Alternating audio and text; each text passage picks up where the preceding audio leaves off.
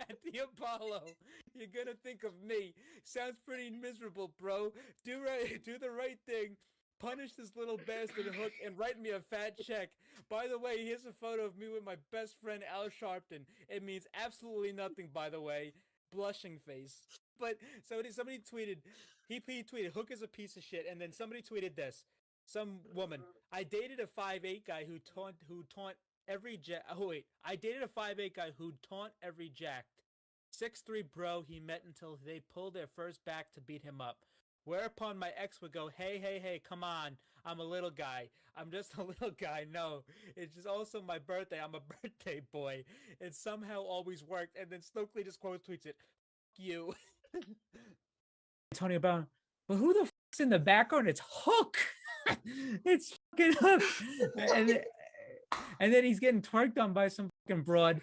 My t-shirt money is now in the ass crack of some fucking stripper. So thanks, Hook. But I don't. But Jesus Christ, this is the greatest fucking thing I've ever seen. Clip it. Oh, but actually, hey, it worked out in the long run. I actually do hope they make another season actually, because I would love to see the American Dragon on Total Bellas start memeing on John Laurinaitis. You have live footage of John Laurinaitis in his living room calling somebody in his underwear saying, "Hey, bud, you fired." What did Max Caster say about me? Like I'm embarrassed the fact that I'm hosting a post show for this crap. I'm proud of you, Carl. I love this. We did our Valentine's Day post of Hooked on You, but it was mainly for Jamie Hayter and only Jamie Hayter. It's not right. It's not right. I'm trying to build an account and we get this bullshit on the account. Great. But also follow a simp account. Okay. Okay, but here's the thing, because those people, this is networking. We actually follow. You got it was a business decision. It's a business. It's a business. You have to follow these people. This is like following. If you want a stan account, you got to follow the other stans. And when you get big, you get rid of them. You get rid of them after that. It's over with. I open up our Instagram and the first thing I see is Pro Wrestling Simp, and I'm like, what is this? I don't look at that. I don't look at that stuff. It's a business decision because that guy promotes us, and then when we don't need him anymore, we toss him aside. That's what happens. Yeah, well, we got go so fucking slap it on a t-shirt and continue to use the move forehead. Prettier. This guy just say fucking forehead. Switch. What? This guy say forehead. You Yes, did. I did. You think I fucking wouldn't catch that? You think nobody on this program would catch that? But I did. For weird. You almost didn't. For weird. Let's be honest. You almost didn't. Weird champ. Weird champ. This is what we resort to here. All right. Next up. Unbelievable. Five head. Next Poggers. up, we have. Why people happy? Pagu.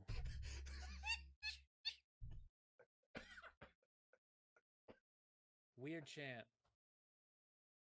For weird. Forehead. Oh god. Franker faces. Oh. Wowie. Why people sad? What else? Look at how red my face is. What else we got? Let me go on Twitch right quick. Okay. Why? Why do people happy? KW, LOLW, XQCL. All right. The Acclaim promo now. You were backstage. Okay. They're just like, yo, it's not gonna be a triple. It's not gonna be a No, normal. dude, we're gonna do a fatal four-way. Poggers, bro. Thanks for the fucking bits. Fuck, damn it! Jump off a roof. Well, they just lost Gunther, so I don't know how that is gonna survive. But what's it called? But the Third Reich faction. That's the Imperium's gonna turn to the Third Reich now. But he posted a picture on Twitter with Sean Dean. He's got his castle. It says Justice on it. and then somebody says Hook is some fucking girl says on Twitter, Hook is what? Stokely, I hate your bald ass so much. And then Big Stoke on Twitter goes, wow, Hook will pay for his crimes. It was confirmed that there was a forearm fracture which required a cast. I am distraught. I rolled dice with my left hand, so I'm please don't make me sue this company, Tony Khan. Please, you know that a portrait of your father that's hanging in your office? Well, once I own this company, I'm replacing it with a big-ass photo of James Brown. Yep. Every time you see the Godfather of Soul sweating in drug-fueled rage at the Apollo, you're gonna think of me. Sounds pretty miserable, bro. Do the right thing. Punish this little bastard Hook and write me a fat check. By the way, here's a photo of me with my best friend Al Sharpton. It means absolutely nothing, by the way. Blushing face. But somebody tweeted, he tweeted, Hook is a piece of shit, and then somebody tweeted this. Some woman, I dated a 5'8" guy who taunt every jack. Oh wait, I dated a 5'8" guy who taunt every jacked. 6'3" bro he met until they pulled their first back to beat him up. Whereupon my ex would go, hey, come on. I'm a little guy. I'm just a little guy. No, it's just also my birthday. I'm a birthday boy. It somehow always worked. And then Stokely just quote tweets it. F you. Tony Brown, but who the f***'s in the background? It's Hook. It's fucking Hook.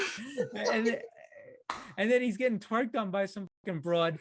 My t-shirt money is now in the ass crack of some fucking stripper. So thanks, Hook. But I don't. But Jesus Christ, this is the greatest fucking thing I've ever seen. Clip it. Oh but actually, hey, it worked out in the long run. I actually do hope they make another season actually, because I would love to see the American Dragon on Total Bellas start memeing on John Laurinaitis. You have live footage of John Laurinaitis in his living room calling somebody in his underwear saying, "Hey, bud, you're fired." What did Max Caster say about me? Like I'm embarrassed the fact that I'm hosting a post show for this crap. I'm proud of you, Carl. I love this. We did our Valentine's Day post of Hooked on You, but it was mainly for Jamie Hayter and only Jamie Hayter. It's not right. It's not right. I'm trying to build an account and we get this bullshit on the account. Great. But So follow a simp account. Okay, but here's the thing, because those people, this is networking. This is we actually networking. follow. You got it was a business decision. It's a business. It's a business. You have to follow these people. This is like following. If you want a stan account, you got to follow the other stans. And when you get big, you get rid of them. You get rid of them after that. It's over with. I open up our Instagram and the first thing I see is Pro Wrestling Simp, and I'm like, what is this? I don't look at that. I don't It's look a at that business stuff. decision. It's a business decision because that guy promotes us, and then when we don't need him anymore, we toss him aside. That's what happens. This is Yeah, well, we got go fucking slap it on a t-shirt and continue to use the move forehead. Unpretty. This guy just say fucking forehead. What? This guy say forehead. You Yes, I did. did. You think I fucking wouldn't catch that? You think nobody on this program would catch that? But I did. For weird. You almost didn't. For weird. Let's be honest, you almost didn't. Weird champ. Weird champ. This is what we resort to here. All right, next up. Unbelievable. Five head. Next Poggers. up, we have. Why people happy? Pagu.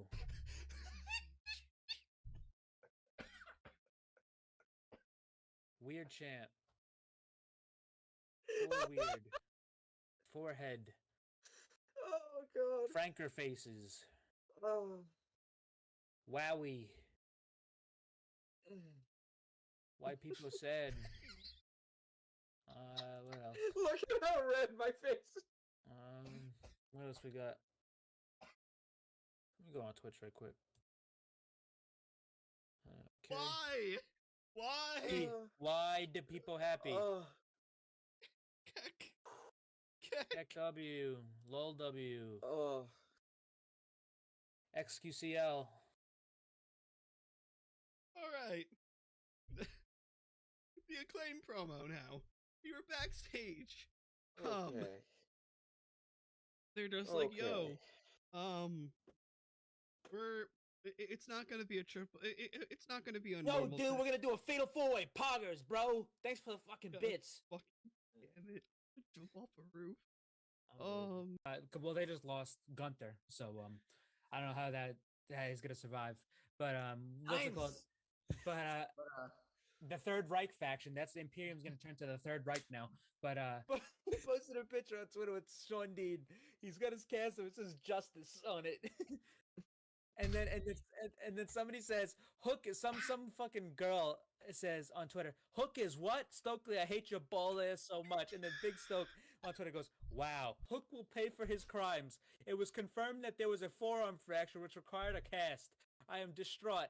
I rolled dice with my left hand, so I'm please don't make me sue this company, Tony Khan. Please, you know that a portrait of your father that's hanging in your office? Well, once I own this company, I'm replacing it with a big-ass photo of James Brown. Yep.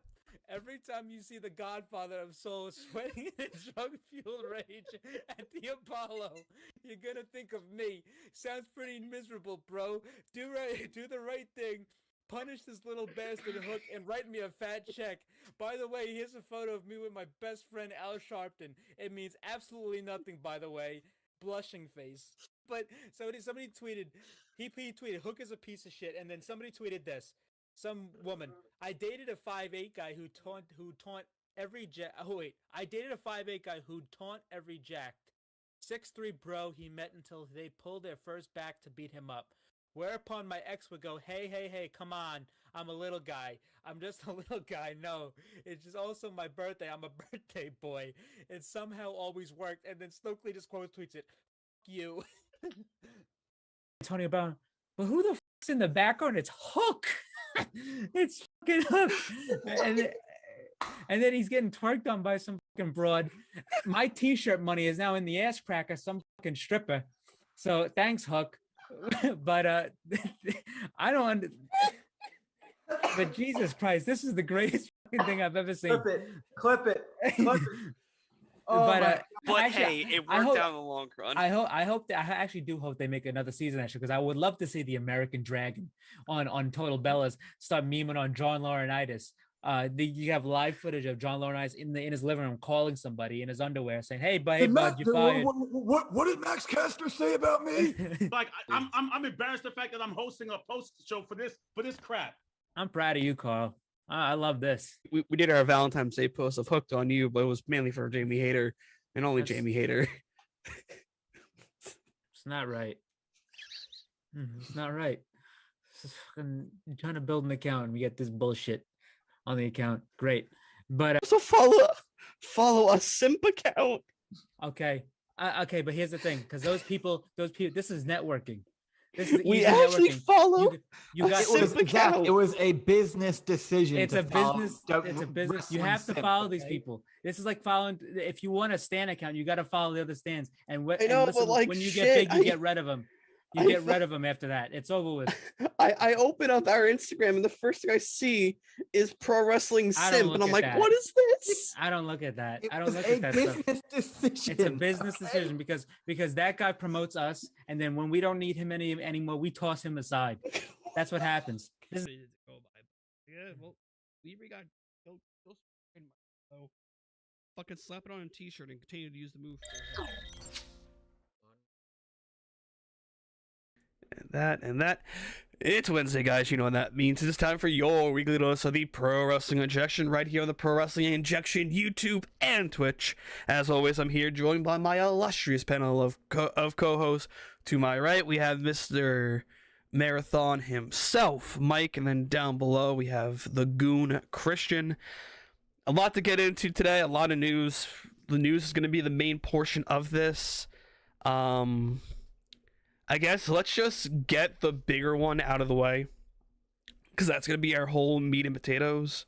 Yeah, so a guy named Mr. Connecticut, he just got hired, breaking news. Mr. Connecticut has been hired as the new CEO of WWE, just letting you know. His name's Mr. Connecticut. Really? Oh, yeah. Cool. Yeah. So, he wears a mask, and he's got a nice mustache. So, but anyway, we talked about this 2 years ago when it first dropped the allegations and lawsuits, because Vince did step away from WWE due to those allegations. There was an internal investigation brought up, and this was during the time where Vince was pushing his way back in, and they're like, "Are you sure you want to do this? Because there's a lot more to come out on this." Vince. Well, wait. I'm just saying, all this shit happened before he even got out. Well, no, but I'm talking about like when he was fighting his way back in. They were like, "Are you sure you want to do this? There's a lot more." There was no way. Are you sure you want to do this? I'm fucking coming back, asshole. That's what he said. But in the corporate standpoint, they're like, "There's a lot more that's not public." And then he pushed his way back in.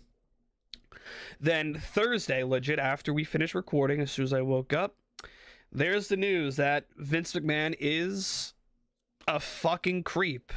All right, so something that we knew for a while. Well, it's not we knew for a while. We knew about 2 decades ago, but true. That's even longer than that. But basically, what happened is, we're not gonna get into the fucking big time details here because it's a lot. You might as well. I mean, there's a whole 68-page lawsuit filed that is public domain, and you can go read it for yourself. And I want to emphasize this. This shit right here is not this was reported by the Wall Street Journal, which, say what you want about the Wall Street Journal. I mean, all these fucking media pundits nowadays, you don't know who to trust. But yeah, this as a wrestling fan, these fucking types of publications never talk about wrestling unless there's something substantial. And this shit news didn't break from Dave Meltzer or Sean Rossap or Andrew Zarian or fucking Mike Johnson of PW Insider. This wasn't from some cockamamie fucking wrestling journalist website like Fightful or the Wrestling Observer or PW Insider. It's not where this came from. This came from the Wall Street Journal, from a mainstream organization who never talks about wrestling unless Benoit. But this time there was a lawsuit filed by Janelle Grant, and she is the defendant on this. Oh, not defendant, the plaintiff on plaintiff. Yeah, plaintiff victim. Yes, on this case, there's 68 pages of lawsuit that you could read describing the events of alleged sex trafficking, alleged sexual exploitation, basically prostitution to an extent, rape, sexual misconduct, sexual harassment, all the fucking works. Yeah. Take your pick. There's text messages that if you want to read, they're on Twitter. They're public. You can go read them. It's filthy, disgusting shit. I have seen everything, but this was like, holy shit. It's a lot worse since like Vince's voice has been ingrained in my brain. So when I read those texts, I just hear his voice. Yeah, it's everything. And also things to mention with the case, Brock Lesnar is allegedly involved. Brock Lesnar. The others named in this. Laurinaitis. So Johnny Ace, obviously, which the Bella Twins actually put out a statement about that because obviously that was their father and stepfather. Stepfather. For a while, they're not together anymore. They're her mom and Johnny Ace. But hey, he was talked about in this. Also Brock Lesnar, as just mentioned. And those were really the two big names. You didn't see Bruce Pritchard in there. You didn't see Kevin Dunn. You didn't see you really didn't see Triple H or Stephanie in there. Shane, even when he was there. But it was really Vince, Laurinaitis, and Lesnar that were like basically name dropped here. The other, there was mentions of workers in the and basically the tech guys, the production, like shit being shared around. Basically, none of those people would get in trouble because it was literally just collateral from one person's actions. And also other wrestlers who were partially who have seen the pictures, I guess. Yeah, well. I mean, yeah. None of those people are really basically in any type of. They're not named here, but there was. I mean, this is a big time story. This isn't going away anytime soon. This is a national news story. This was all over the news the day it came out. It was out of control that day while reading this. I mean, I read most of the document, but there's a suit filed. I mean, we obviously knew about the hush money payments, but the hush money gifts made to this woman, there's a full list of those. I mean, basically, I mean, it's like $15,000 in coupons for like a high-end high-end shopping shopping store. There was Belmont Steaks, like fucking like premium seats. There was like a BMW, weekly flowers, and like his penthouse was available to her at all times with private chefs. I mean, he basically gave her everything to try and shut her up, which obviously, as an employer and a boss of his caliber, you cannot do to your employee, because that is fucking malpractice. You can't do that. Obviously, this all happened the day before the Royal Rumble, which, I mean, that wasn't already good, because you obviously knew there was going to be questions asked at the media scrum afterwards. But there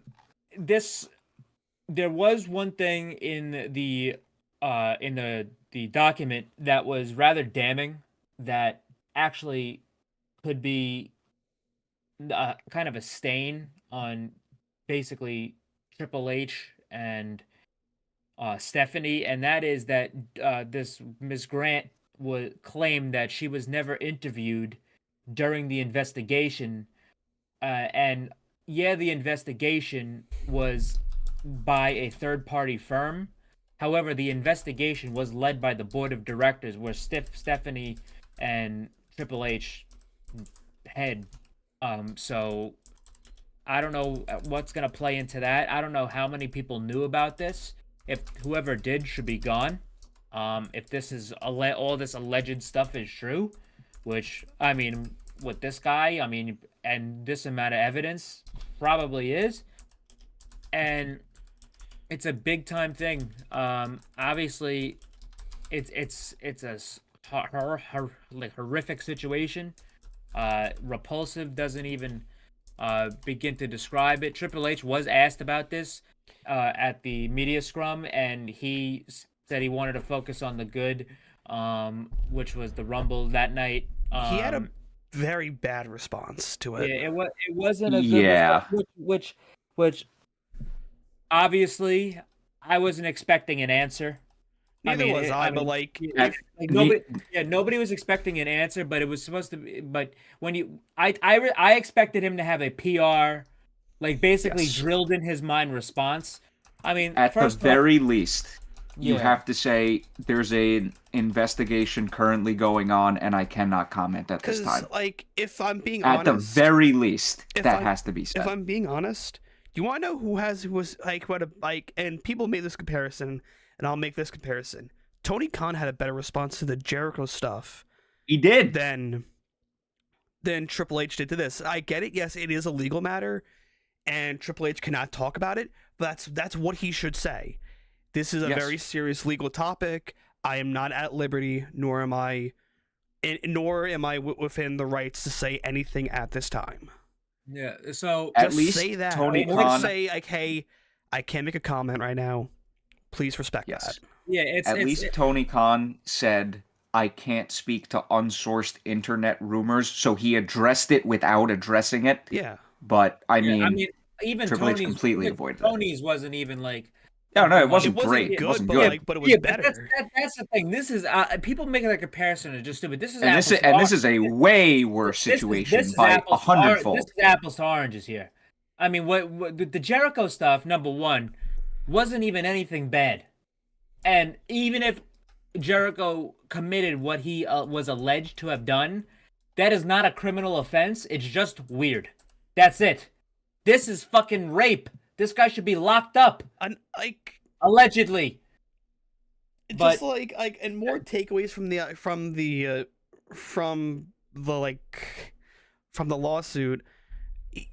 Vince had dildos named after other wrestlers. Yeah, I mean, if you want to read the stuff, you can go find it. It's very, very. You can just go on Twitter, type in Vince McMahon's name. You can see everything you want.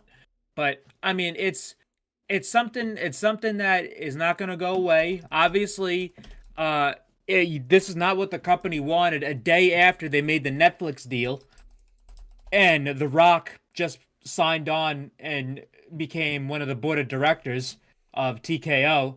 So obviously, that's not a good look for him. Even though he didn't do anything. But, I mean, he was standing next to the guy, and Ari Emanuel, the head of TKO, I mean, he said when TKO was created, he wanted Vince in on the deal. This was contingent on Vince doing it. He didn't want to do it without Vince. And now Vince is gone. Vince has resigned from everything WWE and TKO. He is completely out of the picture. For the first time ever. Because back then, he was not out of the picture. Ronda Rousey even made a tweet saying, listen, if Bruce Pritchard's still there, Vince is still there, because he's basically living vicariously through him and working through him, because Vince was always had a presence there when he was basically gone. And everybody knew that, but at least we finally had a talent speak up who was there and has saw it. Because obviously everybody knew that. But now he should be all the way gone. And obviously we already talked about how Triple H was asked about it. I mean, this fucking idiot Nick Hausman's asking Cody Rhodes about it like he has anything to fucking do with it. This guy was the executive vice president of AEW while this shit was going on. So that's a great question to ask Cody Rhodes. Of course, it's fucking Nick Hausman. Yeah, Nick Hausman is a fucking dumbass. He goes, hey, Cody, how do you feel about this? Bro, I learned as you all learned. How the fuck am I supposed to feel about it? Cody Rhodes' ass was fucking around with Anthony Ogogo during the time all this shit was going down. So I don't understand what that was about. But I do want to say this as well, because obviously this is a big time thing, and it's not gonna go away anytime soon. But Vince, He, I mean, obviously he should have been gone a while ago. But if all this shit is allegedly true, you're in for a big boy, big time either trial, which is what is being requested in the lawsuit, or the most gigantic settlement you could even fucking grasp. And it's not even just from him. There's multiple parties here. The company itself is being sued. So, you're going to be hearing about this shit a lot more. And and let me tell you something right now. With this, this is the first domino, and there's going to be a lot more dominoes to fall. There's going to be a lot more instances. There's going to be a lot more incidents, and there's going to be a lot more people that are fucking probably willing to speak out now that this shit all went down about shit that happened in the company, whether that be years ago, whether that be recently, or in corporate, or shit that we don't even see. So we'll see where this goes, and right now it's not good for WWE, and especially Vince McMahon, because if he allegedly did all this and he faces consequences for it, he might end up in a bad situation. I want to pose this question, though. If everything that has been brought to us, our attention with the lawsuit is true, should Vince get the Benoit treatment? Should he be erased from the company's history? You can't, though. It's going to be hard to do that. It's because like Benoit, see, that's the thing, though. That's the thing. I don't like Vince McMahon, especially after all this. But Benoit was a talent. That's easy. This guy created the company. I mean, this company was handed down from his father, Vince McMahon. See, all this shit. Vince was there behind create. It's too impossible to do something like that. It's like I saw people asking this question, and I basically attribute it to what people were doing during the BLM stuff. So basically, they were ripping down stuff of Thomas Jefferson and George Washington because some of them were slave owners. But, however, even though that shit was kind of bad, you can't do that because that's American history. That's history that happened. You can't rewrite it. You can't do anything about it. That's what happened, and it's history. It sucks. It sucks, but there's nothing you can do. It's history. It's your company's history. It's your nation's history. It's all the same. Even like Benoit. People look at Benoit's wrestling fondly, and some of the moments at WrestleMania and in the Royal Rumble with Benoit and his feuds very fondly. By taking away, just not thinking of what he has done and what he did. Obviously, there's people who fight for him to try to be in the Hall of Fame. He should not be in the Hall of Fame at all. The guy's a fucking disgusting piece of shit for what he did. However, there's history. Are you gonna, I know WWE doesn't talk about who won the Rumble that year that Benoit won, but in the eyes of the fans, that's history. So it's not like he never didn't win it, or he never had that WrestleMania main event with Eddie and stuff like that. That moment with Eddie, excuse me. That shit happened. That's history. The company doesn't have to talk about it, but it happened. And there's nothing you can do about it. So I only kind of pose that because right now, with this whole entire lawsuit happening, Vince's WWE Superstar profile page is gone from the website. Yeah, It has been like if you somehow find the link to it, you get the message of you do not have permission to view this page. Yeah, but that's the thing, though. That's WWE Superstar page is worth more, probably worth. No, but I was saying, but at that point, like you were are now just covering him up on the website. If you type in Vince on the website, all you get is his father. That doesn't mean shit. Because number one, there's about to be a big ass fucking lawsuit, potentially a big ass trial, and number two, what's gonna happen when that shit goes down? WWE former CEO or chairman, whatever, Vince McMahon. Every single headline, every single thing, every single news report will be started with former WWE. There's no way around it. There's nothing you can do. That's it. It's like when the Benoit shit went down. WWE wrestler. When fucking when the shit went down with, I mean, when not even all that, like when Brody passed away, when Bray passed away, when Jay Briscoe passed away. WWE superstar Bray Wyatt, AEW wrestler Brody Lee, Ring of Honor champion Jay Briscoe. Obviously, those aren't bad situations. Like, well, that's a bad situation, but yeah, on the other end of the spectrum. But you're always gonna have that header. There's no way around this. You could take them off any fucking page you want to. Number one, nobody's going on the roster page anyway. Because in the age of social media, what's the fucking the basic the WWE.com should be abolished, because basically the WWE.com is basically WWE's Twitter page at this point. That's how pro wrestling operates nowadays. But true. With the world, how social it is, there's no way around it.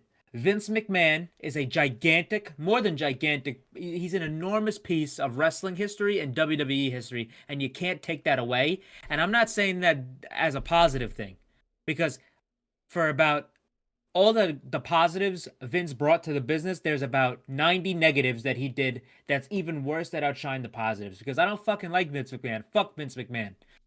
However, there's no possible scenario where you can erase what happened with the wrestling business through him. He's the face of wrestling for a long time. You can't erase it.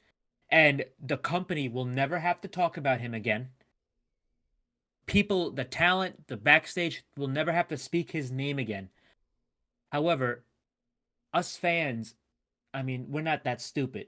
And when you can't rewrite the history book. It's there. It happened. But guess what? When you get to that chapter where we are right now, you got to detail it as much as everything's detailed here and say, hey, this guy was very influential, but he really was a piece of fucking dirt. Mm-hmm.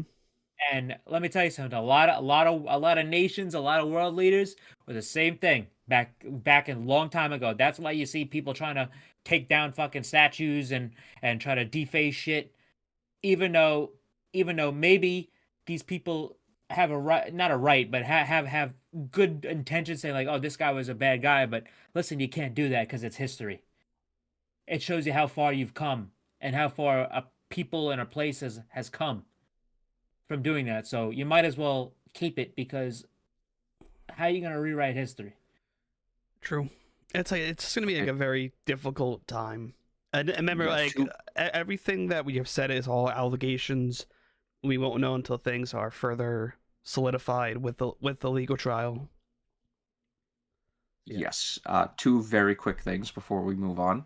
Mm-hmm. One, if Triple H and Stephanie, or at the very least Stephanie, was on that committee responsible for that internal investigation, not a good look at all for them. Well, and two, I'll bring it up when you're done. Yeah, this is what. Yeah, because you just said like allegedly. That's why I said. Yeah. And two, now we understand why Vince was in such a rush to get back into a position of power at the specific time that he did, because he wanted to sell, probably because he knew all this shit was going to come out. Oh, it's also, if you go to the special committee, I think during that investigation, Stephanie stepped down. She left during that investigation. No, she left beforehand. Oh, it was before the investigation? I thought it was during. Okay, so... No, actually, yeah, wait, so I remember the timeline, because it was... They wanted Stephanie out. Mm-hmm. Then Vince left, and then she became, all of a sudden, the interim fucking chairperson. Yeah. Chairperson. And then she left, like, a year ago, and that shit would already been finished beforehand, because if I think she left in 2022. Investigation, that should happen in 2021, I believe, or 2022 later on in the year. But she would have been there for the investigation. It's probably when it was getting towards its... I'm only assuming when it was getting towards its finalization of the investigation, she probably saw everything, was like, I'm done. Like, just done.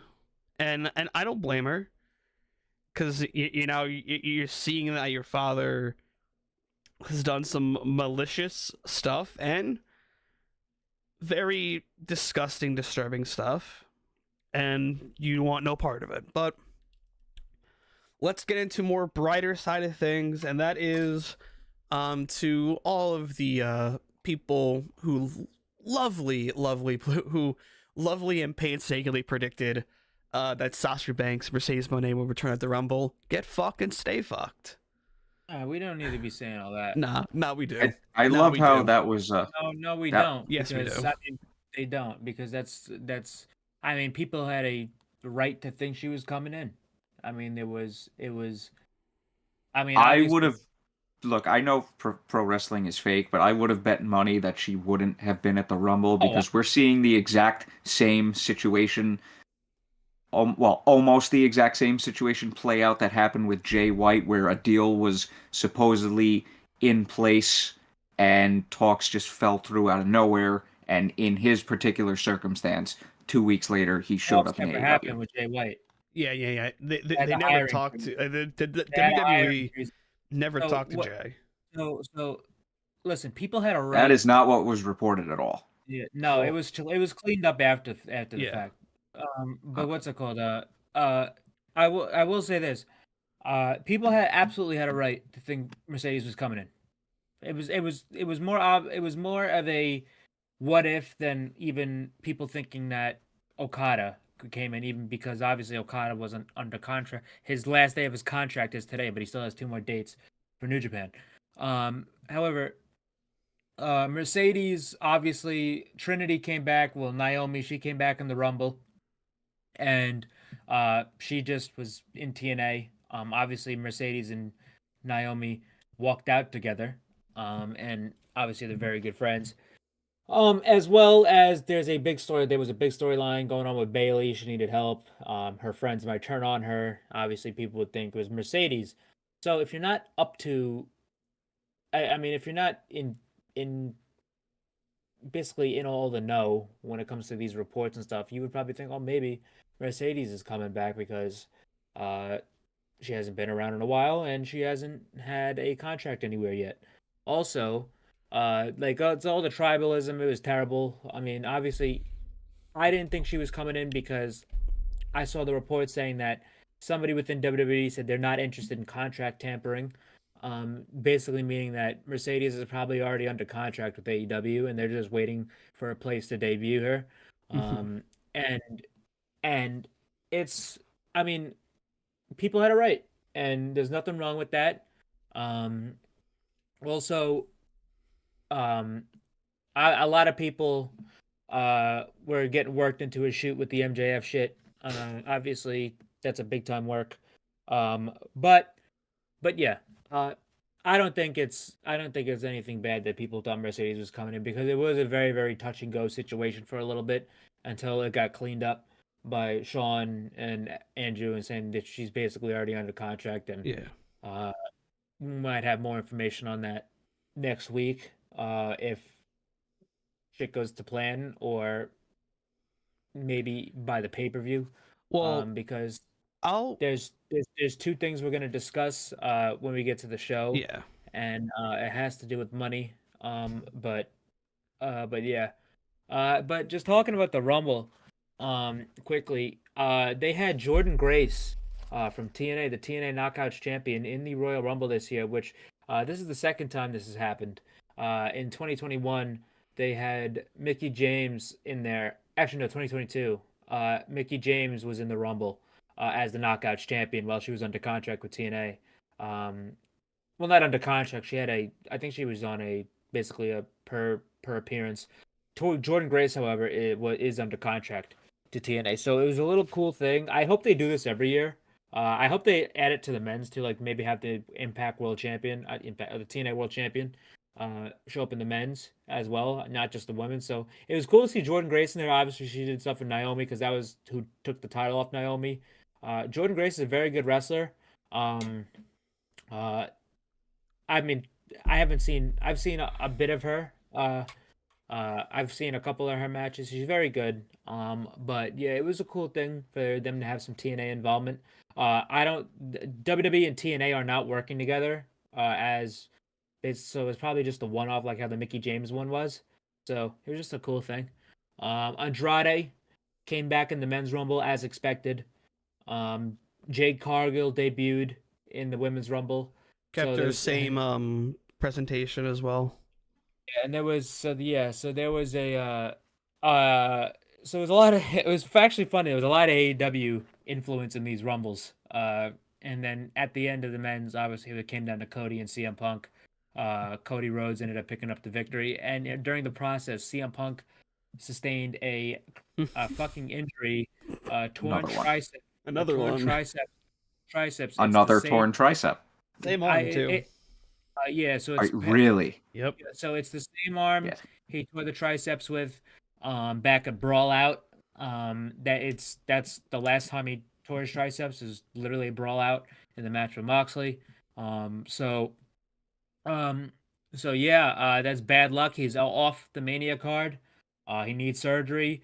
The reason he was able to take a bump and have Drew attack him on Raw was because it was clean off the bone. So basically, it was basically like Cody's pec tear, that you couldn't do any more damage to it, even if he took a bump. So it really didn't matter. That's why people saying, "Oh my God, is it work? Is it work?" Because he got physical with Drew McIntyre on Raw, but no, it was like Cody's pec tear. It was clean off the bone. That needs to be repaired with surgery, and you can't do any more damage to it. If you tear it clean off the bone. That's why Cody worked a full fucking match with it. So that's the reason there. Punk's off Mania. Rollins versus Punk is done. They're gonna have to pivot, maybe either to Gunther and Rollins, or women's main event like Rhea and Becky, or something else. I don't know. I think it should be Gunther and Rollins, but we'll see. But that's very unfortunate. Especially now because you can't do the original Gunther match as well. Well, yeah, because Brock as well, because that was probably going to be the case unless they slot. Because even before Punk's injury, Brock probably would have been replaced by Braun Breaker, who got all Brock's spots. Literally, they just swapped them out. He got every single one of Brock's spots. They did the same shit. He eliminated the Brock was supposed to eliminate Omos, Finn Balor, and fucking whoever else, but they just had Braun Breaker do it, and he got thrown out by Dominic Mysterio, who Brock was supposed to get thrown out by. Yep. So that might have screwed some shit up, but this is throws a lot of plans up in the air for WrestleMania. So we'll see how that goes. But also in other pieces of news, I'm trying to see if there's any more WWE things before we dive into New Japan. not really. Besides we mentioned Punk's injury, so yeah, that's really it for WWE. But yeah, New Japan, we have a update on the status of Kazuchika Okada. Number one, Okada, his deal is up in an hour with New Japan, but he does have 2 more dates on the New Beginning shows, and he's going to have his last match against Tanahashi on the 11th. Okada, he's going to be out of New Japan very soon. However, that's the thing. There was a report today saying that there has been talks between Okada and WWE, but there was also another report saying that they really haven't had much talk. So this is pretty par for the course when it comes to Japanese talents. You don't really know unless they speak a lot of good English or they have basically good sources within America or English-speaking sources. That's why it's always touch and go with the Japanese crowd, Japanese talents, I mean. But it's the main destination that people are thinking, and the most likely one is AEW. But apparently there has been some communication with WWE, but we really don't know. And just bridging into the Dynamite now, before we talk about Dynamite, this got announced on Dynamite, but we might as well just talk about it right now. But there's going to be another Tony Khan big announcement next week on Dynamite, and Andrew Zarian, who has been pretty much in the know with these situations, he quote tweeted it with the emoji with the $ tongue emoji with the money emoji, and people saying like, "Oh my God, probably going to be Mercedes," but people forget Okada has Rainmaker. Okada has a lot to do with money as well. It's funny because that picture of Okada and Mercedes at Battle in the Valley last year, pretty funny how life comes at you where they're now the two hottest free agents in the business right now.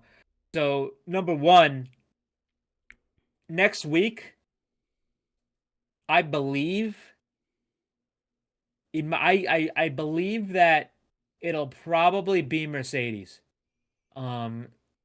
They're in Arizona. They're trying to have they're putting on a big time show. That's why tonight was a filler episode again, because next week is going to be a big time show. I think they're having Mercedes there, and if he ends up getting Okada, I think Okada will be debuted on the pay-per-view, just like how Ospreay was. Saying that, oh my God, there's a blockbuster signing, and it's going to be Okada. Unless they do the route that they took with Punk, they announced the TD Garden show, and they have it be this big special event. Well, all right, we gotta hold your horses there, because number one, TD Garden's a big ass venue, which they've ran before. They actually ran it for Blood and Guts. Yes. However, Mercedes is gigantic. She's not Punk coming back from 7 years inactive, gigantic. So I don't think there would be that type of pull. That's why I think they would either just do it next week or at the pay-per-view. But Mercedes, basically in all intents of her not showing up at the Rumble, and in all intents and purposes sealed the deal that she is elite. And that's a gigantic pickup for AEW. In a time where they're getting a lot of women back and a lot of women signed, like Mariah and Deonna. They're getting Serena Deeb and Thunder Rosa, and Britt Baker and Jamie Hayter soon are coming back. And I know they just signed Queen Aminata, and to get Mercedes Moné, she becomes the top woman in that division, number one. And number two, she becomes a top 5 talent in the company. Mm-hmm. This isn't something like, oh, this is a great get for the women's division. This is a company get.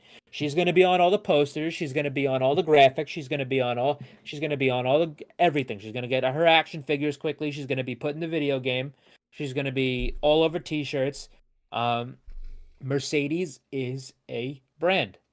She is the biggest women's star there is in the business right now, really. Mm-hmm. Mainstream wise as well. She's in the Star Wars shows. She's in music videos. She's with Snoop Dogg and all that shit. She's going to these award shows. She's a big name. So them getting Mercedes is a big deal, and it's gonna boost the women's division a lot because in my opinion, Mercedes is one of the greatest women's wrestlers who has ever lived. And she has a whole new roster to work with. She has experienced women to work with, and she has not so much experienced women to work with. I mean, the matches I could already see with her and Deonna and her and Toni and her and Jamie and her and Taya Valkyrie and her and Mariah, even her and Athena, her and Deeb. And then you could have her even try and help some women like a Sky Blue or Julia Hart or an Anna Jay or, I mean, or fucking, I don't know, whoever needs help. Maybe even fucking Ty when she comes back, or like a Marina Shafir. Like her and Statlander would be a great time, like a big time matchup. Mm-hmm. But yeah, it's a big deal if this is happening, which I very much am convinced that it is. But that's probably a top 5 biggest signings this company's ever done. Probably Mox, Punk, her, Brian. Jericho, Brian. Yeah. So Ospreay to an extent, even if they get Okada, him as well. Yeah, that one was pretty monumental if it happens. But so surprisingly enough, where was it Dynamite tonight? There was. I didn't take any show notes because half paying attention really, because I was getting news together, thinking of other stuff. Oh, okay. Hold up.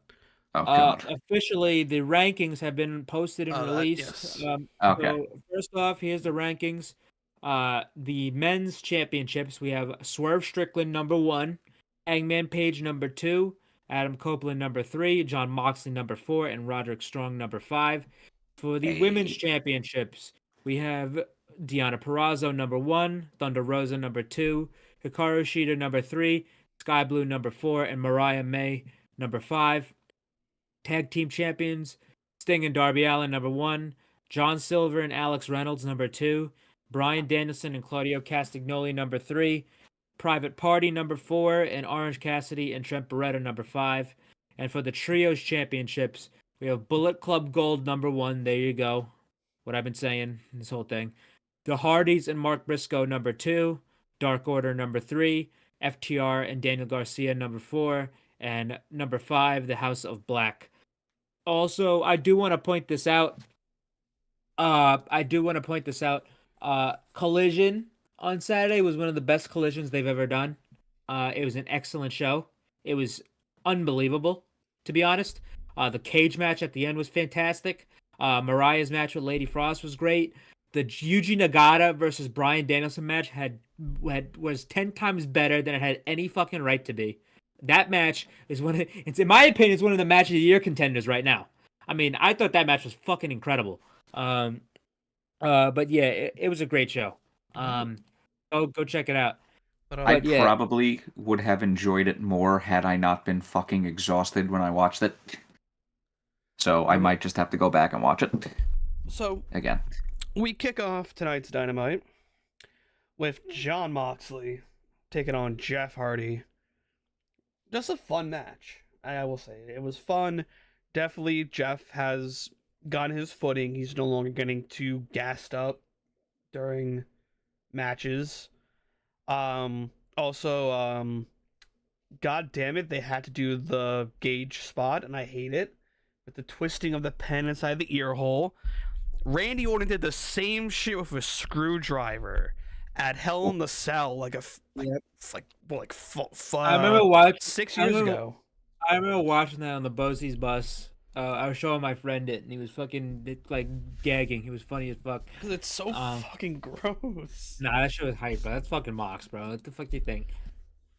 See, Christian, you were over there watching, like, yeah. Meanwhile, I'm watching, like, oh hype. my god. I love that shit. I'm a sick fuck because I like that shit because number one, if you want to have stupid ass fucking ear holes like that, you got to pay the price, and you're gonna have to suffer the consequences. Because I always hated those things, those ear things. Because that's the same thing I say about some people and some of their tattoos. I'm like, I look at some of these, like some of my friends and like some of these girls that have these tattoos. I'm like, when you're 90 years old, you're gonna have a bite me tattoo on your ass. Does that make any sense? Does that make any sense to me? When I'm 90, no, it doesn't. I'm gonna have the Borderlands logo on my arm. Yeah, that was that. Okay, it's a mediocre video game. All right, cool. Hey, it's not that mediocre, right? No, Borderlands 2 is fucking amazing. I was saying that I'm ribbing you. Okay, asshole. all right. Okay, I knew it was gonna fucking get you amped. Oh, just you wait until I tell you the ones that I plan on getting. But we'll get back to that. Yeah, let's. Well, I just know it's like if it means something to you, okay. But if you want to get some bullshit on you, like some of these people I went to high school with, they gotta this. I mean, she ain't gonna watch the show, but our valedictorian is now basically a groupie stripper now. Oh, that's awesome. And which is funny. I get yeah. But she has a tattoo of a string. Like she put like say if you fucking took a string off my shirt, you put it on here and it's a tattoo. I'm like, when you're fucking 90 years old, are you gonna fucking really really? You gonna look like that? Like shut the fuck up. I look at some of these rappers. I'm like, what is 6ix9ine gonna look like if he makes it to fucking 80? Which is probably not the case. No, fucking like I just saw like Blueface's one of his many girls got his face tattooed. No, I don't want to talk about her. That bitch got mental problems. and now their child together has fetal alcohol. I know. I saw that syndrome. photo of him. I'm like that's fucking called. I would if the moment I get free will, I'm blowing my fucking head off. But anyway. But those were my parents. No, but anyway. Just side note, did you see like a comment on that post was like, bro got like stun locked? My nigga got they're gonna get spawn camped. He got a bad spawn. That's it. Are you fucking crazy? Imagine he didn't ask for that shit. Imagine you come out and your parents are Blueface. I'd go to jail. I'd be the new Gypsy Rose. Anyway, what's it called? But yeah, Jeff Hardy and Jon Moxley, they had a pretty good match. Moxley beat him. He choked him out. And that was really it. He flipped him off at the end. Nothing really much about that. But I can't wait for this Jeff Hardy heel turn. It's going to be really great. But they were showing in the crowd the CMLL wrestlers that are coming in as part of this mini CMLL partnership with AEW, and we have the original Sin Cara. Well, not really. The WWE Sin Cara. Not really. Really? I thought that was. I'll send you the picture of the. Wasn't that Hunico? No. Hunico here we go. Sin Cara. Here we go. I no, because Unico became their second. Listen, I'm not even kidding. There's a fucking diagram, the Mystico diagram, and it's like it looks like a family tree, but there's a diagram on how to decipher Mystico. But this Mystico, I don't believe is the same Sin Cara. Okay. So there's Mystico, Volador Jr., fucking Mascara Dorada, and Hechicero. I have seen Mystico before, I have seen Volador before, and I have seen Mascara Dorada. Mascara Dorada, if you didn't know, that was Metalik in WWE. Mm-hmm. He was fucking Grand Metalik. He was Lucha House Party. He's done a lot of matches on Rampage and on Ring of Honor. But Mystico was on Rampage not too long ago. Fun fact, CML actually had a match outside the Denver Broncos Stadium before a game, and they went on a 5-match winning streak ever since after that match. So There's something to think about. But anyway, Volador Jr. Was the guy who had no mask on. I've seen him a couple of times on New Japan Strong. That guy can go. He's older, but he is very, very good. And I'm knocking on wood here, but he is one of the most durable wrestlers around. He's never had and basically never had an injury before in wrestling, which is very lucky. And I'm knocking on wood because hopefully he doesn't I don't get a report saying, oh, this guy just got fucking decapitated in the ring. But Volador, I've seen him many times before in New Japan Strong. He is very, very good. He's older, but he can still go. But the one that I do not know anything about is Hechicero. And while doing research on Hechicero, and from people who know him, basically what was told was that Hechicero is basically if Zack Sabre Jr. was Mexican. So that was very encouraging sounding to me. Nick hates him already. Got it. Yeah, so yeah, that was very encouraging to me. So if you say the Mexican version of Zack Sabre Jr.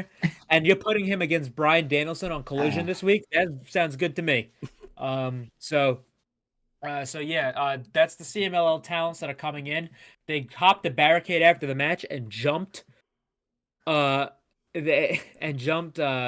Moxley, Daddy Magic, Cool Hand Ange, Christopher Daniels, and Matt Sydal came to make the save. Otherwise, and someone said this on Twitter.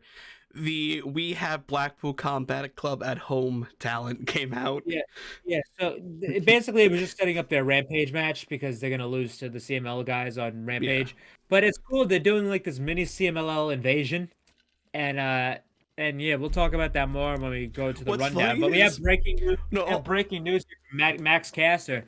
He posted the video of their segment, and he says Okada is joining the Bang Bang Scissor Gang next week on Rampage. So you heard it here first.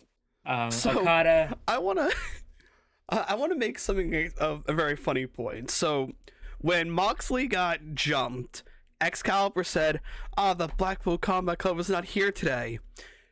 Rampage is getting filmed right now as we speak. So what do you mean? They're not there. They're not on Rampage. Isn't that match gonna be on Rampage? Oh, it's next week on Dynamite. I thought that was gonna be on Rampage. Oh. I thought that was gonna be on Rampage. I said that's so funny if they're not there tonight. And then here comes Rampage. Oh, so they are here. Yeah, they're not there. I thought that was gonna be on Brian's fucking digging clams or some shit. Okay. After this, I gotta make a shred of that shit. Not just funny as fuck. The king of the clams, bro. There he is. So after this, we had Hangman versus Toa Liona. Okay, I thought we had the Bucks arrived after this, or was that after? That was right after that. Okay, so Hangman versus Tonga Loa. I can pronounce it. Toa Liona. I didn't know Tonga Loa got out of his New Japan deal with All Elite. Yeah. Wow.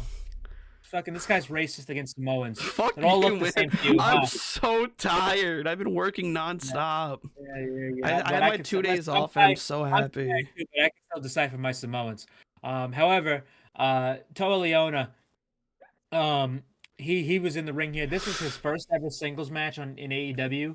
I just realized that he's just only been doing tag shit. But this was a very good match between Toa and fucking Hangman here. Very good stuff, hard hitting. They made Toa look like a fucking wild animal, and they made him look very, very strong in this match. So I like that about this. It took Hangman like a dead eye and a buckshot lariat to beat him. Well, not a buckshot lariat, but he dodged the buckshot lariat, and he went for a Samoan drop, and then he crucifix pinned him, rolled him up. But yes, Hangman defeated Toa Liona. Very good stuff here. And after this, I believe we have the Young Bucks, Matthew and Nicholas Jackson.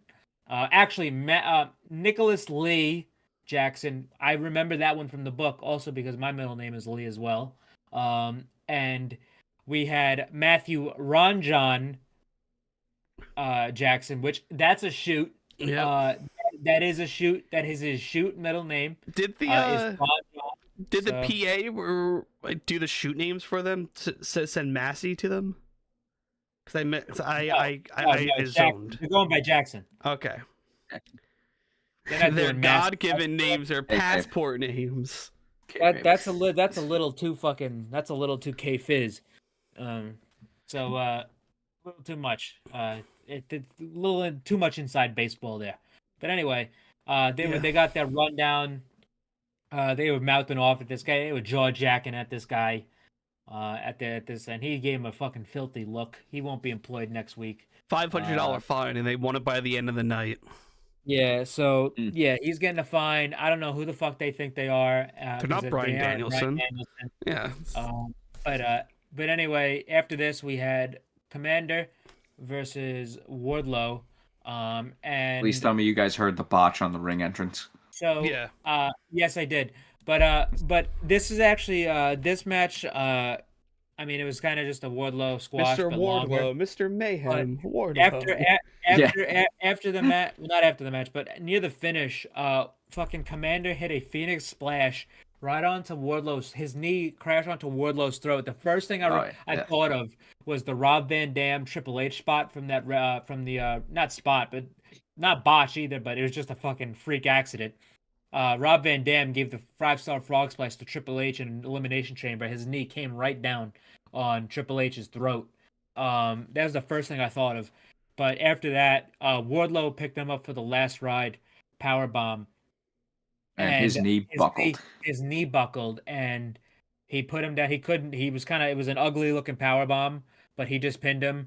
He looked fucking pissed that his knee, and he was saying fuck. You could see he was really pissed. After the match, Orange came out. He even punched like the steps. Yeah, the best friends came out. However, there is an update. Wardlow tweeted out, "A normal man's knee would have been ruined. I am no normal man. I'm still coming for that heavyweight title, and there's nothing no one can do about. There's nothing no one that can do. And there's nothing and no one that can stop me. Knee is just fine." So I'm hoping that's not kayfabe tweeting just to put us at ease. No, I don't. Yeah, I don't think. I think it might have been a freak thing. Maybe he just pulled it, and it wasn't as bad because it didn't look as like when I went back and watched it. It didn't look as bad as it could have been, but it looked like he might have tweaked it. So that might be like a week to week type of deal. But yeah, I'm glad he's okay. But that could have been ugly. But yeah, Cole was on commentary for this match. When that guy goes missing for 2 weeks in March, everybody will know. Everybody will know why. Except everybody but me will know why. Actually, I'm saying that wrong. I would know why. Everybody else would be like, "Where's Adam Cole?" I know where the fuck he's at. I know where he's at. The message hasn't come across the screen yet, but no, like I think we will know why. Us here will know why. I know where he's gonna be because I'm gonna be there too. I ain't going to work. I ain't going to work with. Fuck that. You crazy? When does that game come out again? The fake day. Oh, the 29th. Yeah. The fucking Zeke and Luther day. That's a deep cut. I have someone at my job who was born on a leap year. Who was born actually 29th. I went to grammar school with a kid that was born on the 29th. Imagine being like 7 years old. Imagine being fucking 8 years old. Imagine. How does that work on your driver's license? Are you actually canonically 8? They like count the 28th as like your birthday. But it would be really funny if like somebody was married to a woman on a leap year, say, "Hey, dude, fucking you're a pedophile right now. You're going to jail." Jesus. All right. No. Imagine you just like, "Yeah, this is my wife. She was born on a leap year. She's only like 16. This man is here to meet a 16-year-old girl. Get out of here, you rapist!" And fucking Chris Hansen shows up the camera. It would be funny. Anyway, after this, we had the sit-down interview with Tony Schiavone with Darby and Sting and Ricky and Big Bill. This was pretty good. But yeah, this is just building up the match next week. Fucking Ricky threw some water in Darby's face. There was no physicality clause, so they couldn't touch each other. It's gonna be a very fun match. I think they're gonna win the titles anyway. Yeah. But yeah, it'll be a great match. After this, we had Jericho and Kyle Fletcher. Yes, sir. Yeah. So, I thought this was better than I thought it was gonna be. It was good. Mm. Kyle looked great. Jericho gave Kyle a lot. He got out of the walls. He got out of the code breaker. He let him do the top rope brainbuster to him that Kyle's been doing. Kyle was kicking the shit out of this fucking guy. Oh, yeah. He was laying his shit in. But the finish was great. Kyle went to do a dive, and Jericho hit him midair with the Judas effect, and then while he was in the ring, he gave a flying Judas effect to him. I think it was the last time he did that was against Juventud Guerrera during during the labors of Jericho when MJF was feuding with him. But yeah, I thought he gave Kyle a lot more than he had to. And yeah, it was pretty good. That was a great finish to that match. Speaking of Jericho, this past week he had his Jericho cruise. Him and Paul White, Big Show, did a Jericho reunion. Even had the fucking music too, which was something no rules to see. On the boat. Also, Jericho should never go back to trunks for his life. Stick with tights. Well, yeah, I didn't see nothing. He's like 52 now, so yes. As people have described him when he was like bloated Jericho during like the early half of AEW. Early AEW. Man looks like he swallowed a whole air fryer. That's how his build is. I mean, that's how my character in Pal World is too. I have the big torso, look like I swallowed like a rock. That was a stolen joke from Ricky Starks. Yes, that was a stolen joke. Yes, I am so aware it's a stolen joke, but it's a funny joke, and I love it. He thinks he wasn't gonna get away with that. I never said I was. I never said, "Oh, hey guys, I have a new joke." Amy Schumer head ass. Fuck you. All right. How the Ravens? How's the Jets? Make the postseason. I'm aware my team sucks. All right. I've stated it multiple times, and I clown them myself, and I clown myself on top of that for rooting for that godforsaken team. Go fix your O-line. I don't need somebody else to do it for me. I do it myself. Go draft a lineman. Actually, go draft another fucking useless fucking. I don't know. What do you need? See, I'm aware the team sucks. We drafted a pass rusher last year. Yeah, and what happened? He barely played.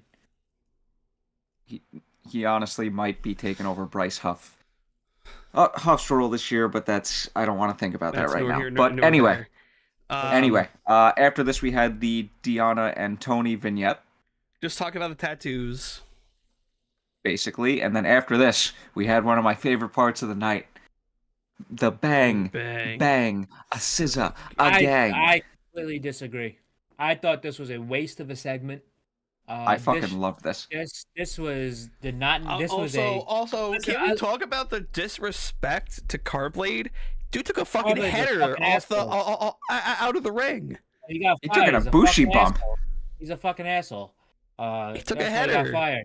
But anyway, I thought this was a complete waste of a segment. This could have been done during commercial or after the show went off air just to send the crowd home happy. Could have been a pre-tape. There was nothing achieved during this segment at all. They came out, they fucked around, and they went off. There was nothing built. There was nothing. They didn't do anything.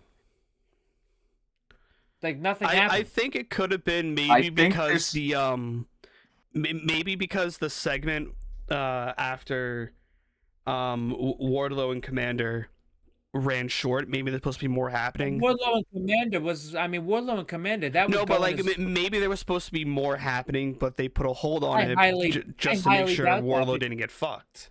I highly doubt that because fucking number one, the Undisputed Kingdom and Orange and them, they've been doing this face-off shit for about 3 weeks now. This is the same shit they've been doing because they can't fucking touch him because that match isn't happening until March with Roddy and Orange. So something either ran short. I don't think anything ran short. I think they wasted a segment. That's literally what I think happened because this was an advertised thing. They said we're gonna hear from the Bang Bang Scissor Gang. Didn't they just make the group official last week? That was on Collision 2 weeks ago. Okay, so it was And 2 weeks they ago. did a segment like this already. Well, yeah, I think this was done just to, because obviously they're gonna break up like very, very soon. Well, yeah, The match is gonna happen. So I honestly think this is just a segment to lull a false sense of security into the Acclaimed. That's the thing too. They could have done that in a pre-tape or in a backstage segment. They didn't need to take this much time with entrances and being in the ring. They could have done this somewhere else or on Rampage. This was a Rampage segment. Also, I wish the rankings would have came out before because there would have been tension to this. Because now when they do segments, it's going to be a little bit contentious because now Bullet Club Gold are the number one contenders for the Trios Championships. Mm-hmm. So, and obviously, as I stated multiple times, saying that that's the match for Revolution. It's going to be the Bullet Club Gold and the Acclaim for the tag titles. I mean, for the Trios titles. So, but I just thought nothing was done here. They could have put something else here. Or like, yeah, I can agree with you on that one. Like a promo segment for like maybe like before the women's match, like have Mariah cut a promo because she's only cut one in-ring promo, or have Deonna come out and cut a promo first or something, just to advance something. But nothing was advanced. It was just a kind of just a throwaway segment. But yeah, now it should be fine because now the rankings are out. Yeah, they got the crowd behind them though during this segment, so yeah, I guess which obviously is very easy. It's very easy for them to do because obviously it's the people love the Acclaim, people love Bullet Club Gold, but you have to advance something. Nothing was advanced here. This was like a waste. After this, we had Deonna Purrazzo versus Taya Valkyrie, which I have. This is with Toni Storm on commentary. The 9th time I've seen this match because I've seen this fucking Wendy match. Richter. Yeah, I've seen this match in Impact. I will fuck you up. Pandemic. But yeah, listen. Deonna, she was on Talk is Jericho, and I actually listened to that yesterday. Very good listen. It basically she details how her experience in Impact was because she was great there, how disrespected she was in WWE, and like how her falling out happened there, and how she came to AEW. But listen, her and Taya, I mean, they had a good match. I mean, they've wrestled each other countless times. I've seen them have better matches than this because obviously those were fucking 25-minute pay-per-view title matches. But yeah, this is pretty good. Toni completely stole the shit on commentary because she's fucking talking about, hey, listen, when I got to New Orleans, I love New Orleans.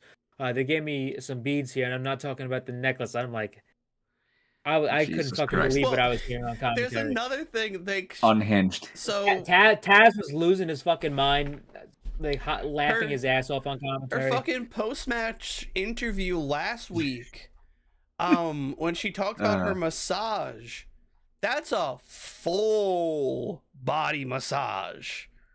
Like I know what that full body. No, as soon as she said what that was, I'm like, oh, I know exactly what she's talking about. I know exactly what she's talking about. But anyway, it's like she on commentary, I mean, it is just fucking, I mean, what do you, it's not like, see, that's the thing though, because it adds so much to her and it's just so entertaining to hear her on commentary.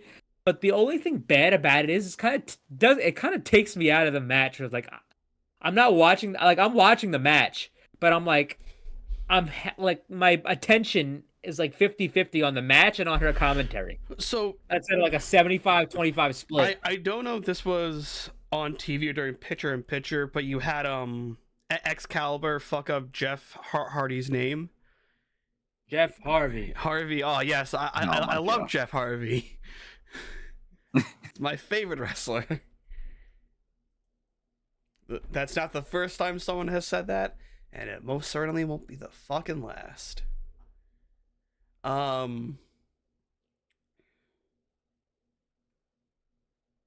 Maybe Dana White could get a new room massage because everyone wants to oil him up. Anyway, but anyway, what's it called? Toni, Deonna won with this great looking submission, which, I mean, only she could do. But Deonna, after the match, well, actually, I want to say this first. Deonna pushed Taya into Toni's lap, and she's like, "Somebody pissed in my seat." Oh, that's just... is this what you guys do around here? So that was funny. But after the match, Deonna came face to face with Toni, Mariah, and Luther, and that was the end of that. And then we had, I believe, Darby Allin and the Young Bucks. Yep. In the back. And this was surprisingly Renee's only appearance of the night. Matthew and Nick were stated. Nicholas. Fucking stated that, hey, well, Renee said some dodgy shit coming to Darby Allin,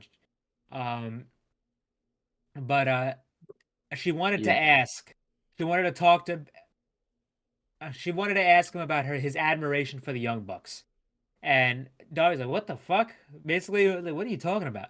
And here comes the Young Bucks. They obviously told her to say that. They got their headsets on because they're fucking EVPs and they're running the show. And they're just hounding Darby, like, why are you not answering our text messages? We should be a trio. We should do this and that.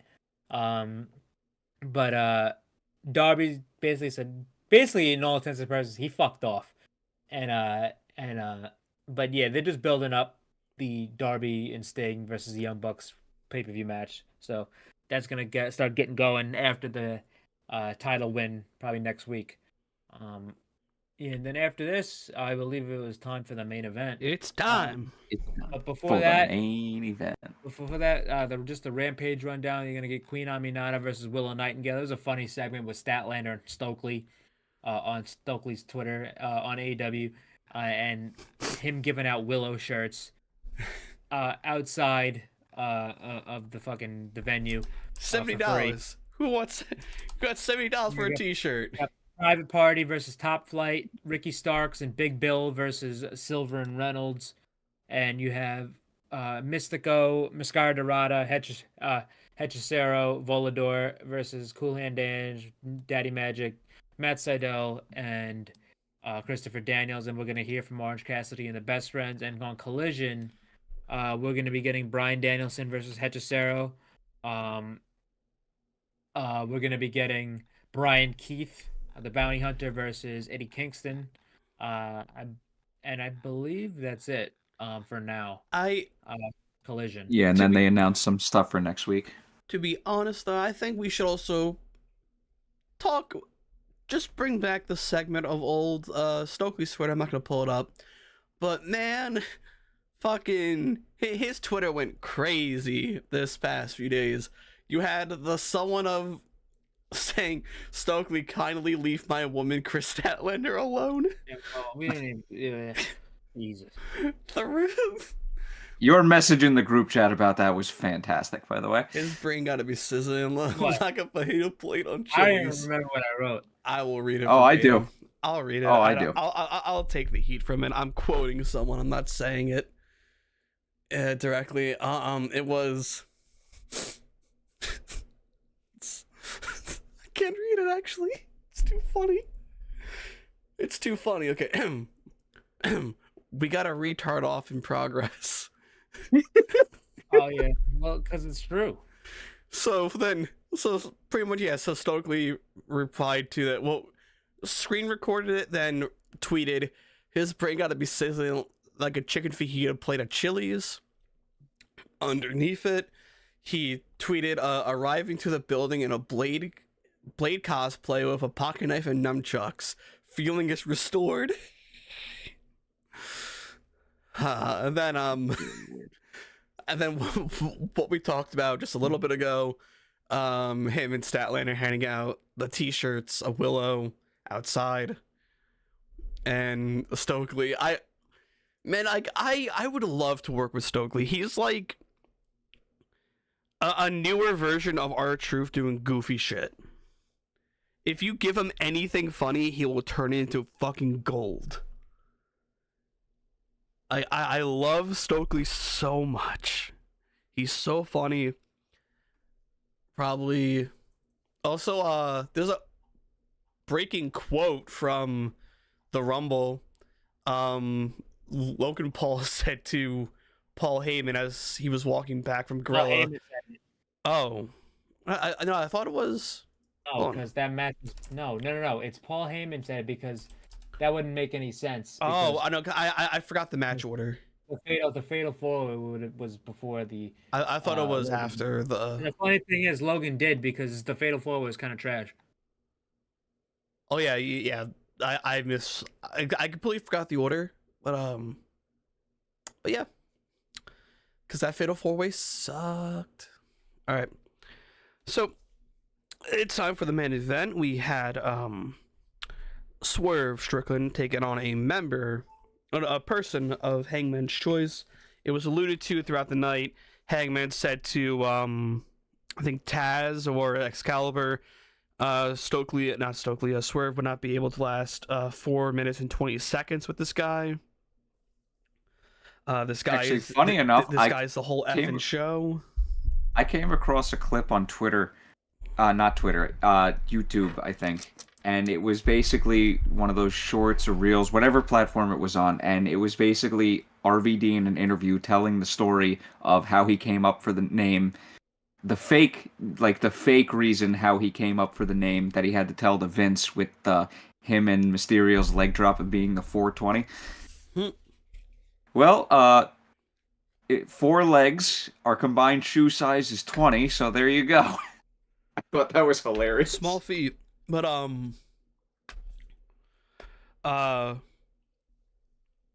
it was alluded to that tonight who was going to be. It was obvious it was going to be RVD. I think it was reported earlier in the week.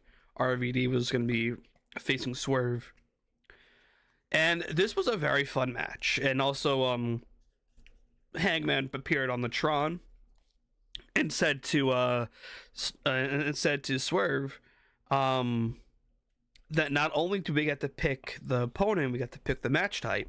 So this is going to be a hardcore match. And Swerve immediately turns into a chair getting thrown at his head. Immediately off the rip. Enjoyed that one. This was just a very fun match. It was a fun little thing because obviously they told you on Joe's Collision having that a blast on commentary. They told you on Collision it was going to be RVD. I mean, everybody knew it was going to be RVD. Because Hangman said the whole effing show. I mean, you might as well just fucking say it. But anyway, it was cool because like it got turned into a hardcore match, which I wasn't expecting because obviously I didn't read as well. But anyway, the spots were cool. I mean, RVD can still go. I mean, he's very, very good. Still the best draping leg drop in the game. Yeah. But Swerve, I mean, obviously looked good. He hit his spots great. I love the finish where RVD was flipping him off and then he hit the Swerve stomp on him. But yeah, it was a great match. After the match, Hangman basically told him basically called him out and said, "Listen, I'm gonna try to beat you again." And Swerve's like, "You can't beat me, but if you want, we'll do it again." They announced right there that next week we're gonna be getting Swerve Strickland versus Hangman Page 3. And whoever wins that goes to Revolution to fight Joe for the title. Yeah, good one. So both of them are going. I don't think they're gonna have like a double DQ, but both of them are double down. Because that would require a double count out. They could actually do a double DQ. Or they could do something like that because that match is not going to main event the show. Time limit draw. Yeah, Maybe. They could do that. Depending on how the show's set up, they could do that because it's not a title match, so it'd probably be 30 minutes. And that match wouldn't be the main event. They could put that on first because the main event's probably going to be the tag title match. Yes. So yeah, they could do a time limit draw and then have both of them go on to face Joe at Revolution. So there you go. Rest of the week.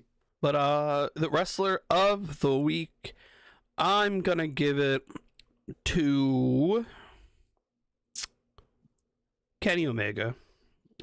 Also, AEW is releasing more of the Street Fighter wear. I know, I saw it. So get your wallet ready, Christian. Yeah, but it's got JP on it, and I fucking hate that piece of shit character. But I'm giving it to Kenny Omega. Fast recovery. AEW definitely feels off without him around. So, yeah. I'll give it to Toni Storm on the You know what she said. Yeah. I'll give it to I'm gonna give it to fucking Yuji Nagata for that match on Collision with Bryan. Guy's fucking like 55 years old and he's still fucking putting on fucking absolute bangers. All right, guys. We thank you all for watching. We will catch you next week. Also, hopefully with better and lighter news besides what we went through. Yes. So yeah, without further ado, I'm going to kick it over to the end stream, and we'll see you later. Peace.